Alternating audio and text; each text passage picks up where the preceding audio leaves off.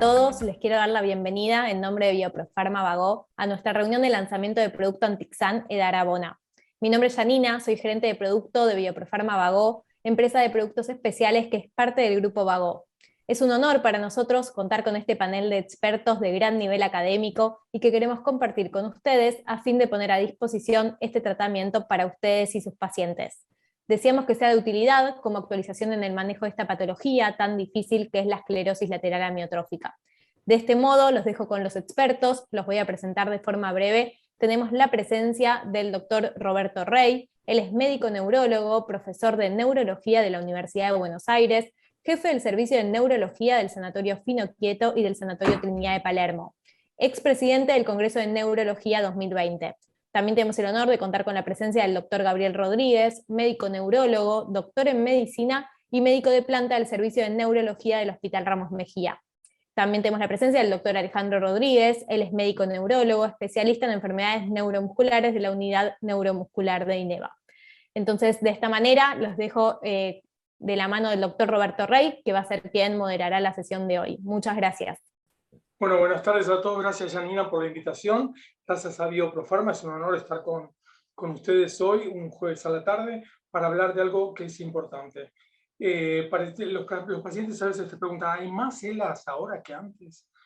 Tiene mayor visualización. Termina siendo más fácil diagnosticarlo y, bueno, lamentablemente cuando hay una persona de presencia pública que tiene la enfermedad, se conoce mucho más. En Estados Unidos ustedes saben que la enfermedad, la esclerosis lateral amiotrófica, tiene un nombre de un beisbolista famoso que era Lou Gehrig, que era el Maradona de ellos en béisbol, que en un acto público, delante de muchísima gente, en la presentación de un gran tazón, de un campeonato nacional, dice que se retira del béisbol y porque tiene lateral amiotrófica, lateral esclerosis, y a partir de ahí se conoce como la enfermedad de Lou Gehrig para ellos. Y tiene una presencia muy alta y la gente la conoce. Nosotros estamos, lamentablemente, cuando aparece una persona pública, como todos saben, revisualizamos la enfermedad. Es una enfermedad tan difícil de manejar, tan difícil para la familia. Ustedes saben que hace unos años hicieron una estadística de cuánto sufría el cuidador, la pareja, el acompañante de los pacientes con cualquier enfermedad en Estados Unidos. Y la que más alto dio indicadores de sufrimiento fue esta. Porque para la familia, tener un paciente con él es un sufrimiento enorme. Es para los pacientes, es para la familia, es para nosotros. A nosotros nos cuesta enfrentarnos muchas veces a un paciente con ELA. Y siempre que hay una herramienta nueva es un pequeño festejo. Siempre que tenemos acceso a un producto que ayuda algo a tratar esto, que ayuda algo a dar una esperanza sobre la mejoría del cuadro, es una ayuda importante. Merece un pequeño aliento. Es una luz en el camino para los pacientes y para nosotros, y para los familiares. Por eso tantos pacientes con ELA participan de ensayos clínicos, se prestan como conejitos de India para el ensayo de algunas moléculas nuevas. Y estábamos hablando de esto en nuestra reunión antes de empezar. Así que hoy nos reunimos a escuchar de mano de la gente que más experiencia tiene. Gabriel Rodríguez es una de las personas sin duda alguna en nuestro país, que es la que más experiencia tiene en esta patología. Alejandro y yo lo acompañamos, lo secundamos en alguna forma. Pero vamos a escuchar la experiencia de Gabriel con este fármaco, con la experiencia de Alejandro. Los invitamos a compartir estos minutos. Creo que vamos a terminar cerca de las 8. Vamos a tener un espacio para preguntas y respuestas. Vamos a tener un chat abierto para los que quieran mandarnos mensajes, mandarme mensajes durante la charla. No se preocupen, yo voy a anunciar las preguntas a los speakers. Así que, si están todos de acuerdo, empezamos con la charla de Gabriel. Gabriel, te escuchamos y te vamos a hacer algunas preguntas después. Bárbaro, muchas gracias por la presentación, Roberto. Un honor para mí estar con vos y con Alejandro. También muchas gracias al laboratorio por la invitación para charlar de este tema que tanto nos interesa y nos apasiona. Bueno, voy a empezar a compartir la presentación.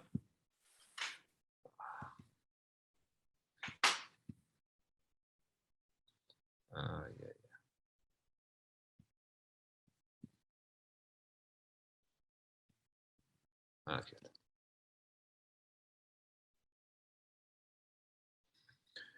Bueno, vamos a hablar entonces sobre el tratamiento con edarabone en esclerosis lateral amiotrófica, a propósito de este nuevo producto que lanza Bioprofarma. Este producto contiene edarabone y se llama Antixan. Un breve resumen acerca de la historia de la enfermedad fue descrita por Charcot en 1874. Este médico anatomopatólogo francés tuvo una idea genial que fue anotar lo que tenían los pacientes cuando estaban en la clínica Salpêtrière de Francia, y una vez que fallecían le hacían anatomía patológica y encontró que un sector lateral de la médula espinal tenía un color diferente, al que lo llamó esclerótico, y unió la clínica con la anatomía patológica, y eso fue las primeras descripciones. Había familias con ELA, pero no fue sino hasta la década del 90 cuando se conoce la primera mutación genética en el gen de la enzima superóxido dismutasa, y ahí se creyó que se iba a encontrar la causa y la cura de la ELA, pero no fue así, porque luego de ese gen mutado se encontraron muchos otros genes más. También en la década de 90 se crea un ratón transgénico al que le agregan esta mutación y que abre la puerta a la investigación básica, y también en la década del 90 se aprueba la primera medicación para esta enfermedad, que es el Riluzol. Esta enfermedad afecta, como todos sabemos, la neurona motora superior y la neurona motora inferior, y luego, como consecuencia de la afección de las dos neuronas motoras, tenemos debilidad muscular que puede afectar prácticamente a cualquier músculo voluntario.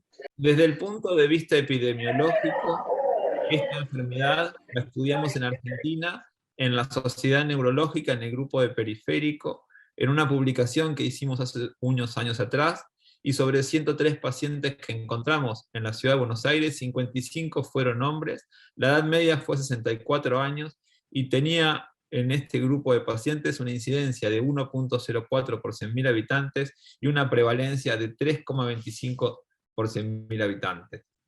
La ELA, hay familias, como decíamos hace instantes, que tienen esta enfermedad, y la mayoría de las veces no hay varios integrantes de la familia. Ese grupo se llama ELA esporádica, y que es la mayoría de las veces, el 90%, pero en los pacientes que tienen ELA familiar, el gen más frecuente es el C9orf72, seguido por el gen de la enzima superóxido dismutasa, y en general la forma de herencia es autosómica dominante. La sobrevida, según este estudio de 2015, es aproximadamente el 50% de los pacientes fallecen a los 2 años de haber comenzado con la enfermedad. Acá tenemos la curva de Kaplan-Meier a la derecha. ¿Por qué se muere la neurona motora? Bueno, no se conoce completamente, sí hay varias hipótesis acerca de los diferentes mecanismos por el cual se muere la neurona motora. Se altera el transporte de vesículas, las proteínas se agregan, las mitocondrias no funcionan bien, hay aumento del estrés oxidativo, los neurofilamentos no tienen un adecuado plegado, hay excitotoxicidad, la microglía ataca a la neurona motora, el metabolismo del ARN también puede estar involucrado, la genética, como decíamos recién, el transporte axonal. Ahora vamos a ver algo con un poco más de detalle. Este es un gráfico que hice yo ya hace unos años, y en general en mis presentaciones lo muestro. La neurona roja va a ser la neurona que vamos a llamar presináptica, y la neurona verde a la derecha va a ser la neurona motora. Cuando la neurona presináptica se despolariza, entran iones al terminal sináptico, se libera el glutamato hace contacto con los receptores AMPA y kainato, entran iones a la neurona motora, la neurona motora se despolariza, libera acetilcolina al espacio sináptico, y el músculo se contrae. Esto es fisiología. El glutamato es recaptado por el astrocito, se transforma en glutamina, y la glutamina está nuevamente disponible para una nueva sinapsis en forma de glutamato. Una de las hipótesis es que estos receptores de glutamato no funcionan adecuadamente, y como consecuencia se empieza a acumular glutamato en el espacio sináptico y sobreestimula la neurona motora, generando lo que se llama excitotoxicidad. Ahora, como esta neurona está sobreexcitada, se empieza a acumular adentro de la neurona radicales libres que empiezan a dañar las membranas nucleares, dañan las mitocondrias, entonces disminuye la energía intracelular y las proteínas se empiezan a agregar. También hay disfunción en el transporte axonal y la microglía ataca la neurona motora terminando de dañarla, y algunos otros mecanismos como el transporte nuclear y el transporte de vesículas también se ven afectados. Todo esto está involucrado en la muerte celular. Es interesante conocerlo porque no existe una causa conocida de la ELA. A lo mejor hay varias causas, sobre todo de la ELA esporádica, que actuando a nivel de pacientes que tienen una susceptibilidad genética, generan la enfermedad. Pero si no conocemos una causa, a lo mejor conociendo la patogénesis, los diferentes pasos que lleva a la muerte de la neurona motora, la podemos frenar. Y de hecho, ahí así está dirigida el riluzol y el edarabone. Y de esa manera, hasta hoy, han demostrado que mejoran, digamos, levemente la evolución. ¿Cómo se diagnostica esta enfermedad? Esta enfermedad tiene un diagnóstico predominantemente clínico, apoyado por los estudios principales, que es la electromiografía y las imágenes, aunque sería muy bueno tener marcadores biológicos, sobre todo cuando la enfermedad recién empieza, no podemos dar el diagnóstico adecuado, y algunos métodos de imágenes, como la espectroscopía y el PET, muchas veces pueden ayudar. Se encuentran en investigación. Los niveles de certeza definidos en el Escorial en la década del 90 sirven fundamentalmente para los ensayos clínicos, ELA definida, probable, clínicamente probable, sustentada por laboratorio o posible. A veces las obras sociales nos piden qué criterios del Escorial cumple para darle los medicamentos, pero más allá de eso no tiene gran utilidad en la práctica clínica. Los estudios complementarios, fundamentalmente, el electromiograma, la resonancia de cerebro y columna cervical, son los estudios que casi a todos los pacientes los tienen, y en algunos pacientes en especial el laboratorio endocrinológico, el colangiograma y la punción lumbar, nos ayudan cuando hay dudas diagnósticas. Pero la pregunta más importante es, bueno, le hacemos el diagnóstico de ELA, tenemos miedo de decirle que tenga ELA al paciente, ¿podemos hacer algo por un paciente que tiene una enfermedad con mal pronóstico? Y yo creo que sí. Para mí el tratamiento de la ELA, por lo menos desde el punto de vista clínico, tiene 5 grandes pilares. Drogas que intentan modificar la evolución de la enfermedad, y acá tenemos el riluzol y el edarabone. Drogas para el tratamiento sintomático, el baclofeno, la tizanidina, la metilina, el magnesio, la atropina. El equipo multidisciplinario, que para mí es el pilar fundamental del tratamiento. Yo creo que si cambió en los últimos 20 años el tratamiento de la ELA, no fue por el riluzol, sino fue porque existen más profesionales capacitados para poder tratar y ayudar a los pacientes. La asistencia ventilatoria es un punto importante, y el manejo nutricional también. Específicamente hablando del edarabone, en mayo del 2017 yo recuerdo, estaba atendiendo pacientes en el hospital y una médica residente de ese momento me dice: Gabriel, acaban de aprobar el edarabone para la ELA, ¿lo sabías? Yo no lo sabía, si bien había estado en el Congreso de la Academia Americana unos días antes, y ya se venía perfilando como que era una posibilidad la aprobación, aunque no me dijeron nada. Y en el 2021, el ANMAT aprueba este medicamento para el tratamiento de la ELA en Argentina. ¿Qué es el edarabone? Hablaremos de acá en más, cómo se usa, cuáles son los efectos adversos conocidos y cuál es el beneficio que buscamos en los pacientes con ELA. El edarabone fue descubierto y desarrollado como un potencial eliminador de radicales libres, demostró tener efecto protector sobre el endotelio y en neuronas de animales que fueron expuestas a altos niveles de estrés oxidativo. Fue desarrollado y aprobado en el 2003 en Japón, sobre todo para el acero isquémico, y estudios en modelos animales sugieren un efecto protector en ELA. De este grafiquito que hablábamos hace unos instantes, vamos a centrarnos en este sector. En este sector tenemos la neurona presináptica, el glutamato que hace contacto con la neurona motora, y el efecto del edarabone es limpiar, barrer parcialmente los radicales libres del estrés oxidativo, y de esa manera disminuir el daño neuronal. en un estudio publicado en un modelo genético de la enfermedad, que es el ratón Wobbler, un modelo muy usado en la investigación básica.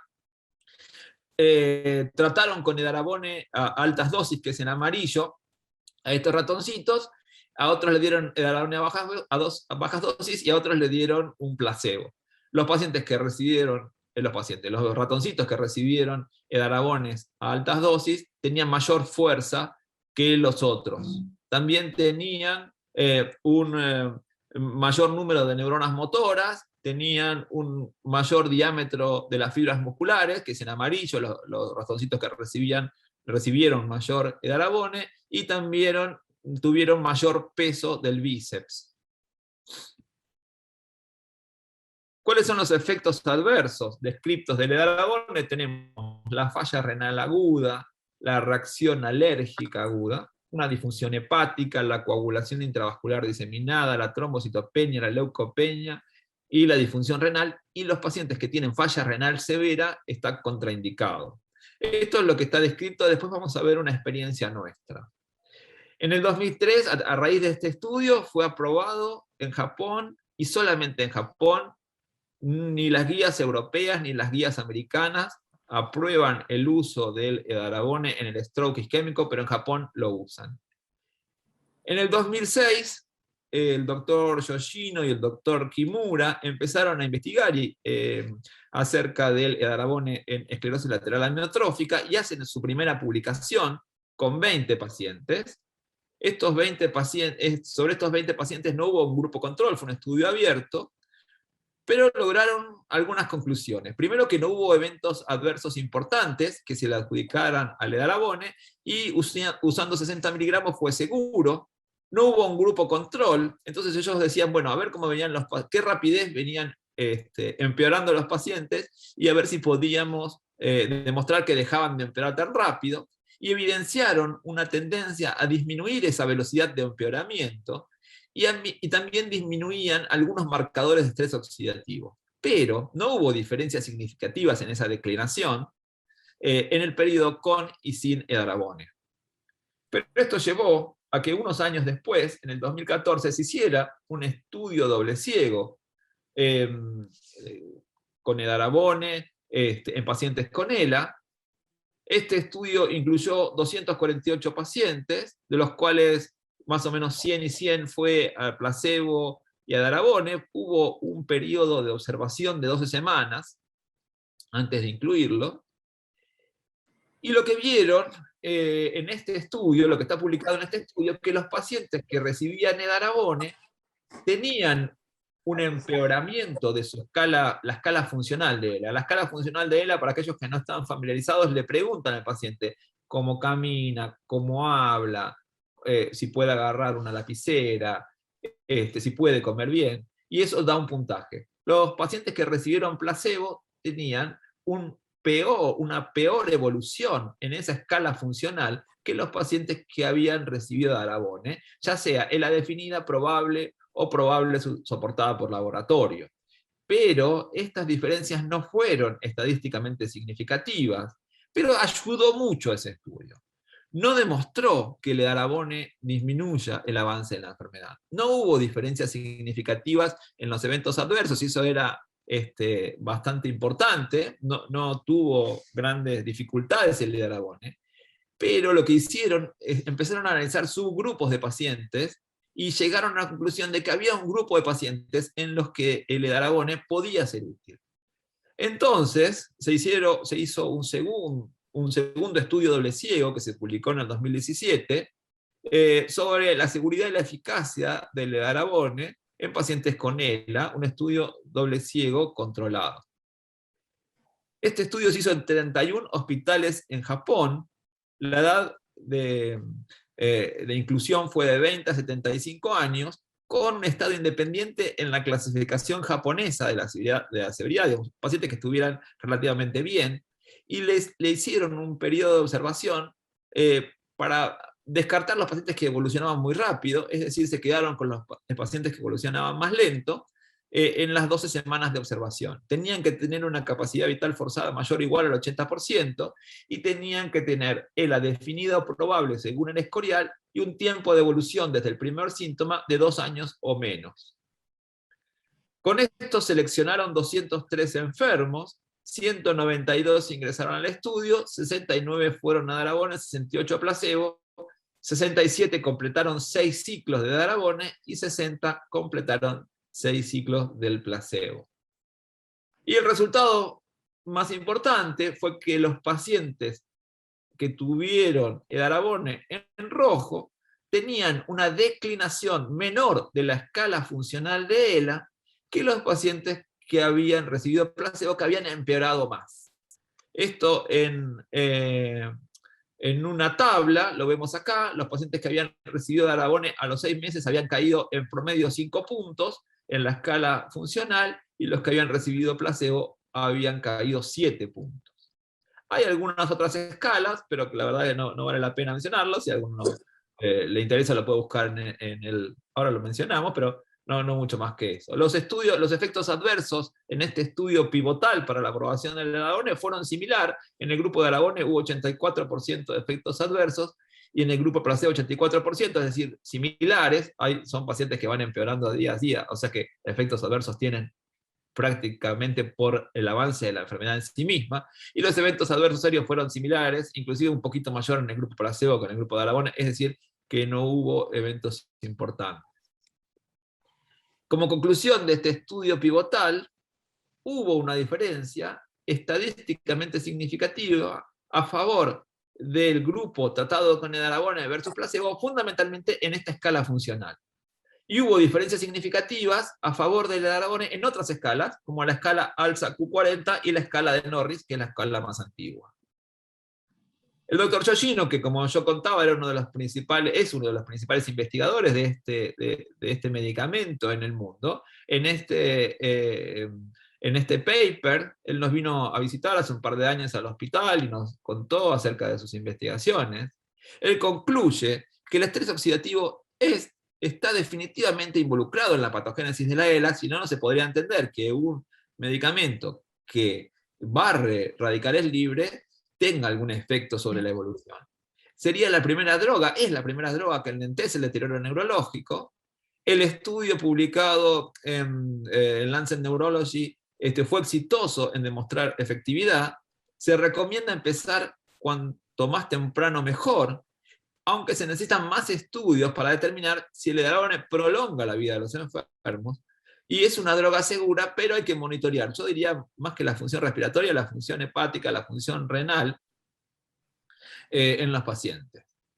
En un estudio publicado en el 2019 sobre experiencia en la vida real con edarabone en Estados Unidos, sobre 3.000 pacientes, ellos publican en ese estudio los eventos adversos que reportaron. El más común fue inefectividad de la droga, es decir, los pacientes decían, no, la verdad que no me sirve.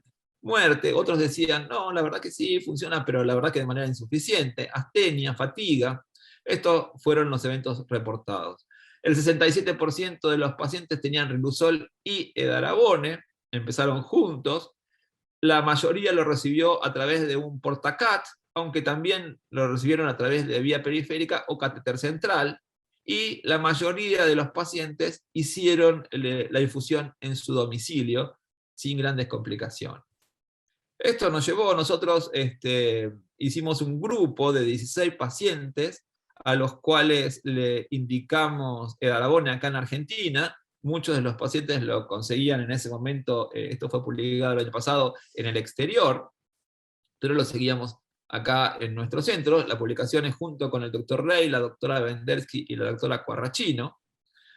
Y en este grupo de nuestros 16 pacientes, la mayoría eran hombres, 87%, la mayoría tenían ELA espinal, todos recibían riluzol -1, y el tiempo que les llevó llegar al edarabone fue de 19 meses, mientras que el riluzol fue de 3 meses, y la mayoría lo consiguió por fondos personales y no por su seguridad social.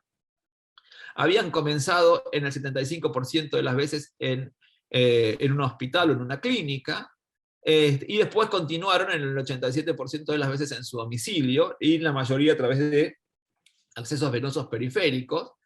Y los eventos adversos que tuvimos en estos 16 pacientes fue tromboflebitis y síndrome gripal.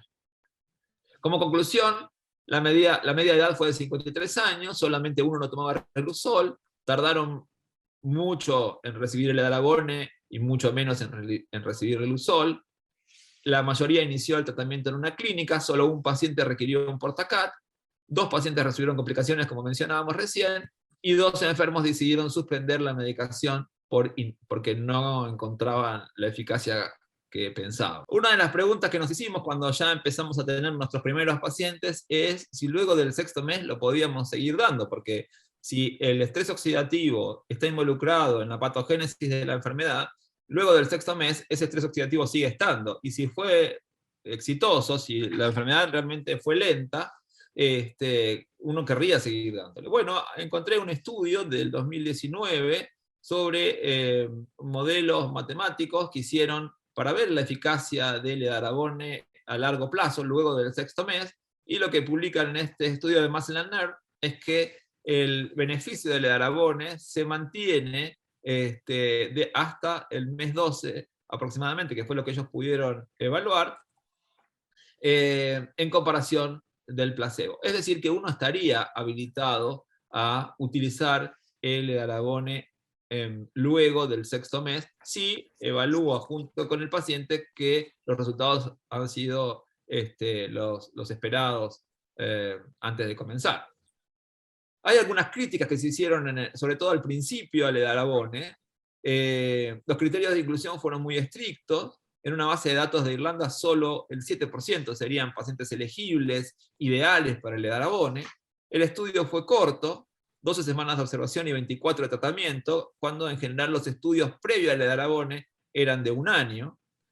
Y si bien no parece haber efectos adversos importantes, el tratamiento endovenoso, 14 días el primer mes y 10 días los meses siguientes, genera sus dificultades. Como conclusiones finales, el edarabone es un eliminador de radicales libres. Se usa de forma endovenosa, se ponen 2 ampollas diluidas en 100 o 200 mililitros de solución fisiológica a pasar 1 hora por día durante 6 ciclos. El primer ciclo es de 14 días y luego los ciclos siguientes son de 10 días por mes.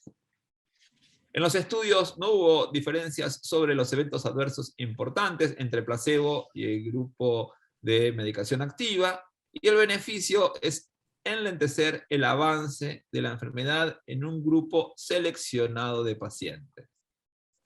Hay que tener en claro, y yo se lo aclaro a mis pacientes, que no estamos ante la cura de la enfermedad, ni cerca estamos ante la cura de la enfermedad, pero estamos ante una enfermedad, como comentaba Roberto al principio, que tiene una evolución tan complicada, tan desfavorable, que con que exista algo que nos dé una mano, que ayude un poco, para mí es adecuado utilizarlo. Este es el producto por el cual nos reunimos hoy, el Antixan, y les agradezco mucho su atención. Excelente, Gabriel, como siempre. Muchas gracias por facilitarnos todo y a tener que leer menos, escuchándote a vos, que para eso son estas charlas. Un detalle de Charcot, además de ser un genio que correlacionó la anatomía patológica con la clínica, hacía reuniones, hacía grupos y discutía grupalmente los jueves, creo los jueves, los martes, no sé qué día, pero eran famosos, los ateneos donde charlaba con sus discípulos, maestros, pares, subespecialistas en anatomía patológica. Claro que todo terminó siendo esclerosis, ¿no? La palabra, por culpa de él, tenemos algunos problemas, pero lo importante era el grupo también, la discusión en grupo. Así que, Gabriel, excelente, muchas gracias. Contame. Gracias. No, que también está la famosa de que sobre el final de su historia empezó a darle mucha relevancia a la histeria, ¿no? Para explicar la hipnosis. Muchas de las Charcot, uno de los discípulos era Sigmund Freud, así que Freud estuvo estudiando. De ahí nacen muchos, ¿no? Excelente. Gracias. Seguramente vamos a tener preguntas. Le quería hacer una pregunta a Janina. ¿Estás por ahí, Janina? ¿Tenés pensado algún tipo de información para los pacientes? ¿Algún lugar donde nosotros podamos derivarlos para tener información seria, donde se puedan comunicar? Janina Rosanqui, la responsable del producto, ¿no? Hemos lanzado recientemente justamente un programa de soporte a pacientes que se llama Prioridad, con el objetivo, digamos, de acompañar. Sabemos que están atravesando ellos y sus familiares por una situación difícil y queremos desde nuestro lugar, digamos, ayudarlos por lo menos con estos trámites que ellos necesitan hacer para adquirir la medicación. Así que está disponible el programa. La idea es que cuando, digamos, si tienen algún paciente, les compartan los datos del programa para así ellos puedan llamar apenas necesitan la medicación y los ayudamos, digamos, de forma más temprana, ¿no? Yo les voy a compartir por el chat los datos del programa para que todos los tengan disponibles. Genial. Y gracias, Janina. Y, no, es un placer. Repetimos por las dudas, porque viste, somos neurólogos. Bioprofarma, ¿cómo es eso de Bioprofarma vago? ¿Es vago o no es vago? No es Sinton vago. No es Sinton vago, ni es vago, digamos, somos parte del grupo vago, pero es una empresa, digamos, de productos especiales y tenemos nuestra fuerza de ventas, como ustedes conocen ya, especializada, que es nuestra de Bioprofarma vago, así como también el programa Prioridad, que es distinto al programa de Sinton y de vago, digamos. Genial, gracias. Perdón por la pregunta, porque por ahí nos agarra. ¿Cómo es? Así que gracias. Y aprovechamos, aprovechamos que está Alejandro. Alejandro, contanos un poco tu experiencia con la posología. ¿Cómo lo organizás? ¿Cómo se hace esto con los pacientes? Mira, bueno, primero, Gaby, como siempre, tu charla siempre nos aclara, aunque yo creo que ya la vi 2 veces, pero siempre nos aclara algo y como decís vos, Roberto, te ayuda a que no tengamos que leer de vuelta esto. Mira, es todo, o sea, con la primera vez que tuvimos el Edarabone disponible, era el tema de cómo aplicar algo que lo primero que te dice es una infusión endovenosa durante 6 meses, que el primer mes lo pasás 15 días y después los otros 5 cada 10 días. La logística de eso. Yo la verdad que mi experiencia, obviamente, con el primer paciente, el susto. Bueno, vamos a mandarlo, ¿dónde lo mando? ¿Qué hago? ¿Cómo hago? ¿Qué le va a pasar? Prospecto de japonés encima. Claro, exactamente. Porque antes era japonés. Como le pasó a Gabriel, yo he tenido pacientes que venían con la cajita. Se fueron a Japón, la compraron y venían. Me traje esto en la valija del avión, me traje el tratamiento para 8 años. Después le decía, bueno, y te digo... ¿Cómo? Pásemelo. Claro, y entonces, claro, exactamente, pásemelo. Entonces ahí uno tenía miedo de esto. Mi experiencia, que por suerte fue variada, porque he pasado pacientes en mi hospital, un hospital periférico del conurbano y en clínicas importantes de Buenos Aires, la verdad que es muy buena. Los pacientes, primero que los pacientes se adaptan. Como dice Gabriel, cualquier cosa que nosotros le demos lo reciben de muy buen grado y se adaptan a que uno le pase esta medicación. La experiencia es fácil de pasarlo, esos 15 días que uno lo tiene al paciente, yo para estar más tranquilo siempre los primeros 5 días trato de que sea en una institución.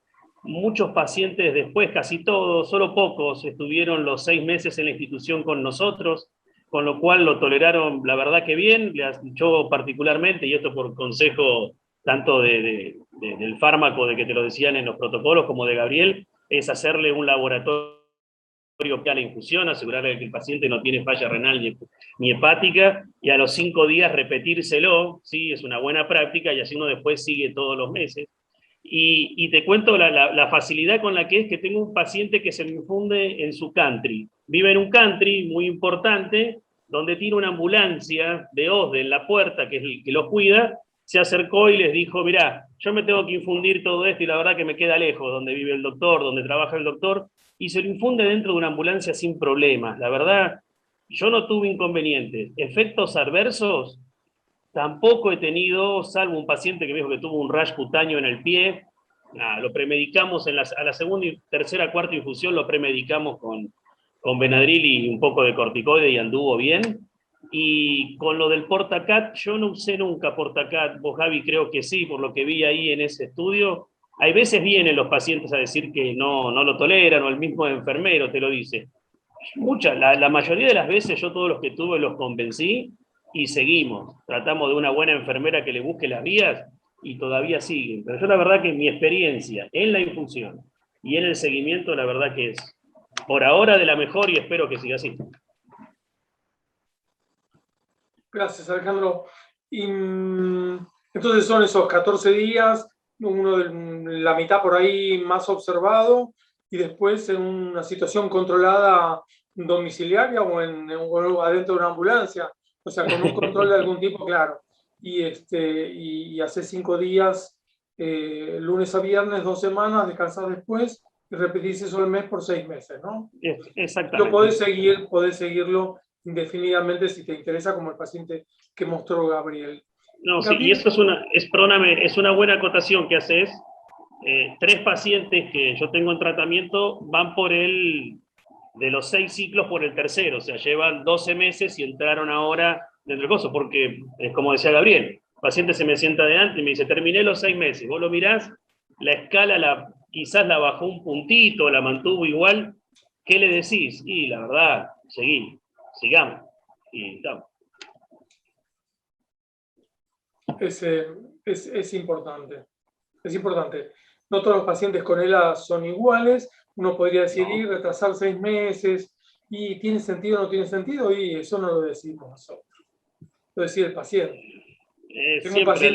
Tengo un paciente que se casó durante el tratamiento de Darabone y arregló muchas cosas que tenía pendientes. Y tengo una paciente escritora que murió hace poquito, pobre, que escribió un libro mientras recibía el de Darabone. O sea, a ver, muchos pacientes... No somos nosotros los dueños.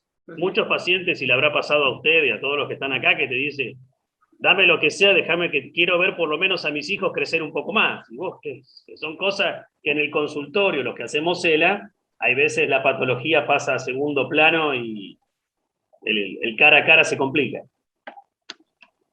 Gracias, Ale. Gabriel, te hago una pregunta más. Definimos el paciente, recordanos o resumimos el paciente ideal para Darabone. Yo creo que el paciente ideal es aquel que recién empieza con la enfermedad, que tiene todavía unos síntomas iniciales. Si tienen menos de 2 años sería lo ideal, y que no tiene compromiso respiratorio. Yo creo que este es el paciente ideal. Ahora, como contaba Alejandro recién, y como vos también decís, pues nos vamos adaptando al paciente que tenemos enfrente cara a cara cuando tengamos que definir si vamos a usarlo o no. Hay algunas cosas que, como yo contaba recién en el estudio, esto de que tardaron 19 meses los pacientes en recibir el Edarabone, no es menor, porque si el criterio de inclusión que tuvo el estudio eran 2 años, y el paciente tarda 1 año en hacer, o 6 meses en hacer los trámites, después queda fuera de ese periodo. Digo esto porque a veces el paciente no tenía compromiso respiratorio cuando uno empieza los trámites, pero cuando le llega el medicamento dice, bueno, ahora repita el estudio respiratorio, y ya está más comprometido.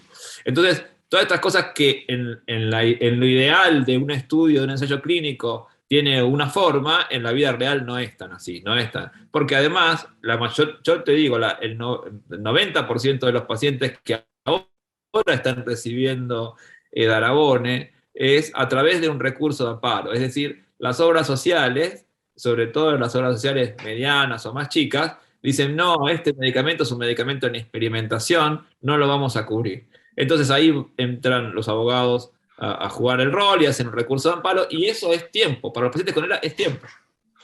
Mira, gracias por acotarlo. Mira, no teníamos idea de meternos en el tema de acceso, que es un tema muy especial en nuestro país. Es el país con mejor acceso a fármacos en toda la región. Vos sabés que en Chile lo tiene que pagar la gente. Las leyes son muy favorables para el acceso, pero son medicaciones nuevas, y el tema de acceso cambia todo el tiempo. Es muy dinámico. Si teníamos gente que estaba 2 años casi para recibirlo hace 2 años, hoy es otra cosa, y que esté aprobado por ANMAT, que esté a la venta en el país, que haya esa posibilidad, cambia mucho. que no está en experimentación, está a la venta y está autorizado por ANMAT para el tratamiento de la esclerosis lateral amiotrófica. Eso no es una duda, está a la disposición de ANMAT de este año. Eso nos cambia mucho nuestro abanico de posibilidades. Las cosas que le podemos ofrecer a la gente. No estamos tan en ya el diagnóstico de ELA, yo creo, bueno, en mi experiencia personal, Gabriel, Alejandro, por ahí todos ustedes deben tener una experiencia también parecida, que cambió esa espera que tenían. Los pacientes daban vueltas 2 años para el diagnóstico de ELA. No es lo mismo ahora, está cambiando. Y también está cambiando el acceso. Y que haya fármacos aprobados, autorizados a la venta en nuestro país, hace que todo sea más fácil también. Así que todo es un crecimiento en la ayuda a esto. Sí, yo quiero agregar que desde Bioprofarma Vago estamos trabajando, ¿no?, para lograr, digamos, que los pacientes tengan acceso a esta medicación y también que sea, digamos, en el menor tiempo posible, porque sabemos que es una patología difícil y que suele avanzar de forma rápida, así que estamos trabajando en eso, tratando de mejorarlo desde nuestro lugar. Gracias. Hay una pregunta de la audiencia que es, ¿se puede usar con Riluzole? Primera parte de la pregunta. La recomendación es, el estudio, el ensayo clínico fue Riluzole y Edarabone. Aunque si uno empieza a buscar y a hurgar en los primeros ensayos clínicos, estos que todavía no dieron significativos, había muchos pacientes que recibían solamente Edarabone sin Riluzole. La verdad que si uno lo piensa desde el punto de vista patogénico, el Riluzole actúa en una parte y el Edarabone en otro, y quizás sería una sinergia lo mejor, pero me parece, en ELA vale todo, yo creo, un poco lo que decía Roberto al principio, en ELA vale todo. Si el paciente no quiere tomar Riluzole y quiere recibir Edarabone, bueno, se puede intentar, no es lo ideal, pero sí, vamos para adelante, sí, claro. Por ejemplo, nosotros recibimos pacientes de Uruguay mucho tiempo, porque allá no estaba en su sistema de reintegro el Riluzole, y acá sí, y algunos pacientes querían participar de ensayos acá, que sí, bueno, pero está a más de 100 kilómetros, no, vivo en Colonia, 45 kilómetros, estoy en 3 horas. No estaría mal, pero no reciben Riluzole, no reciben el Riluzole por sus obras sociales, entonces es un problema. Con el tema de costos, la idea es no hablar de eso porque todavía es un terreno que no está totalmente definido, porque hubo una pregunta al respecto. Así que eso lo vamos a desplazar para dentro de poco tiempo. ¿Alguna otra pregunta del grupo para los speakers? ¿Comentarios o experiencias que quieran compartir? No, yo creo que en la región, como decías vos, Argentina está siendo líder en eso, ¿no? Hace muchos años, ¿eh?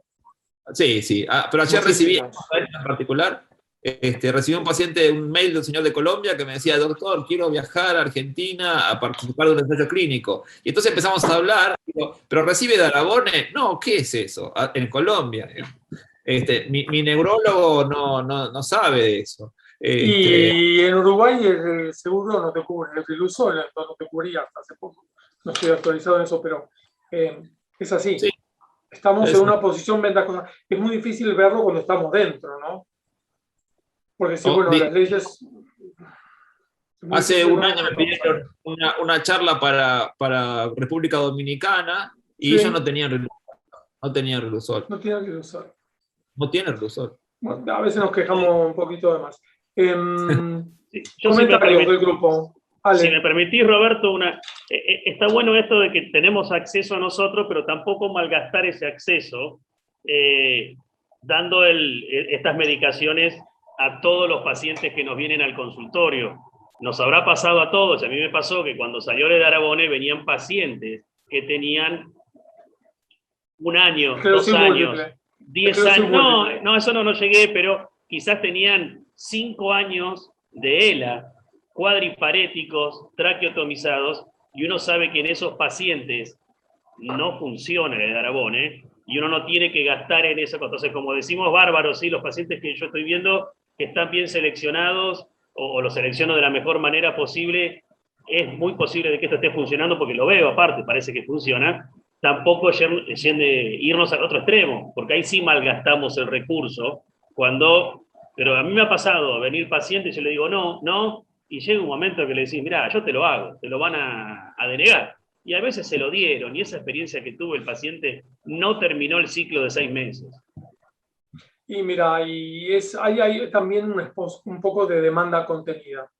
¿Qué quiere decir? Que hay pacientes que vienen esperando el lanzamiento o la aprobación, que vienen esperando una cura y que vienen pasando y dándose la cabeza contra la pared, porque ven que con el Riluzole, que es lo lógico, la evolución de la enfermedad sigue y no pudieron entrar en ningún trial y quieren probar lo que haya y los tenemos que ver nosotros. Entonces nosotros en algún punto somos también administradores de todo esto.